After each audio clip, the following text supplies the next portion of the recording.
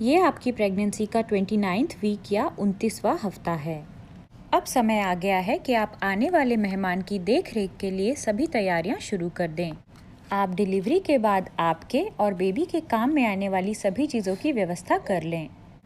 अगर आपने अब तक पेरेंटल क्लासेस नहीं ली हैं और आप इनमें इंटरेस्टेड हैं तो उसके लिए भी ये बिल्कुल सही समय है। अब आपको अपना हॉस्पिटल बैग भी रेडी कर लेना चाहिए। आइए जानते हैं इस वीक आपकी बॉडी में क्या क्या चेंजेस हो रहे हैं। अब आपका वेट तेज़ी से बढ़ रहा है। इसका कारण ये है कि अब बेबी भी वेट गेन कर रहा है। इस समय आपको बढ़ते हुए पेट के कारण सोने में भी काफ़ी दिक्कत हो रही होगी। इसके अलावा कमर में दर्द, इनडाइजेशन या अपच, सिर में दर्द, लेग क्रैम्प्स जैसी समस्याएं भी आपको परेशान कर रही होंगी। जैसे जैसे आप अपनी प्रेगनेंसी में आगे बढ़ेंगी, आपको बार बार यूरिन आने की समस्या बढ़ती जाएगी। इसका सीधा सीधा कारण यही है कि जैसे जैसे बच्चे का साइज़ बढ़ेगा, उतना ही ज़्यादा प्रेशर आपके ब्लैडर पर आएगा। अगर आपको पाइल्स की प्रॉब्लम है तो इस समय इसमें बढ़ोतरी हो सकती है, क्योंकि आपके रेक्टल एरिया की वीन्स पर प्रेशर आ रहा है। अब आपको अपने टमी एरिया पर इचिंग फील हो रही होगी।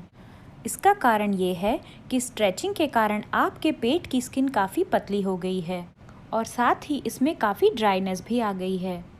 तो पेट पर होने वाली खुजली से बचने के लिए आप किसी अच्छे मॉइस्चराइज़र का यूज़ करें और ख़ुद को हाइड्रेटेड रखें।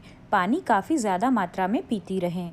आप जितना ज़्यादा पानी पिएंगी, आपको ड्राइनेस उतनी ही कम फील होगी और इसके साथ आपके टॉक्सिन्स भी बाहर निकल जाएंगे। आप कोशिश करें कि आप हमेशा बाईं करवट ही सोएं। इससे आपका ब्लड फ्लो अच्छा रहेगा और बेबी को ऑक्सीजन प्रॉपर अमाउंट में मिलता रहेगा। इस समय आपको माइग्रेन की प्रॉब्लम भी हो सकती है, इसीलिए ज़्यादा देर खाली पेट ना रहें। खाली पेट रहना वैसे भी आपके बेबी के लिए अच्छा नहीं है। अगर आप सारे दिन थकान और सुस्ती का अनुभव करती हैं तो ये बिल्कुल सामान्य बात है। इस समय आपको बैक्टीरियल वजाइनोसिस भी हो सकती है। ये वजाइना में होने वाला एक तरह का बैक्टीरियल इन्फेक्शन है।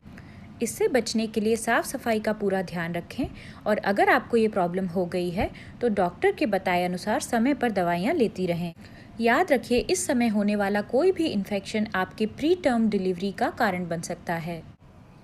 रोज़ रात को खाना खाने के बाद 15 से 20 मिनट वॉक करने के लिए ज़रूर जाएं। अगर आप कोई और एक्सरसाइज नहीं भी कर पा रही हैं तो भी वॉकिंग को अपना रूटीन का एक ज़रूरी पार्ट बना लें। आइए अब जानते हैं इस वीक आपके बेबी की बॉडी में क्या क्या चेंजेस आएंगे। इस समय आपके बेबी की लंबाई लगभग 15.2 इंचेस और उसका वेट लगभग 1.15 किलोग्राम्स है। अगर बेबी का वेट गेन प्रॉपर तरीके से होता है तो जन्म होने तक बच्चे का वज़न लगभग 3 गुना बढ़ जाएगा।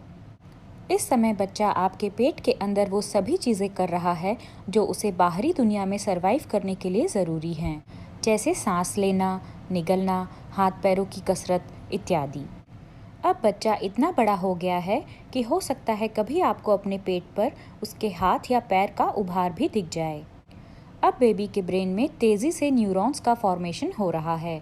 इस समय बेबी जितनी भी एनर्जी एब्जॉर्व कर रहा है, उसमें से लगभग आधी एनर्जी का यूज़ केवल उसके ब्रेन डेवलपमेंट में हो रहा है।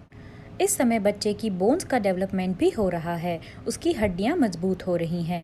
इसके लिए बच्चे को रोज़ लगभग 200 मिलीग्राम कैल्शियम की ज़रूरत होती है। तो आप ध्यान रखें कि आपकी डाइट में डेयरी प्रोडक्ट्स काफ़ी मात्रा में होने चाहिए।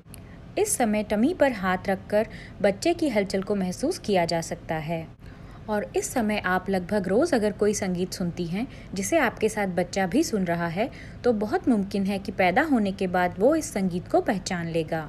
पर इसके लिए आपको हेडफोन्स अपने पेट पर लगाने पड़ेंगे या फिर संगीत तेज़ आवाज़ में सुनना पड़ेगा।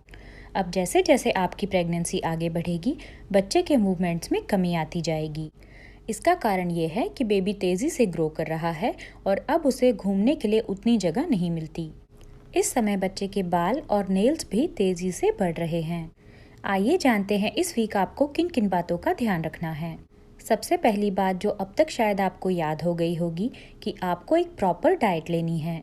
आपकी डाइट में सभी न्यूट्रिएंट्स होने चाहिए क्योंकि ये सब बेबी के डेवलपमेंट के लिए ज़रूरी हैं।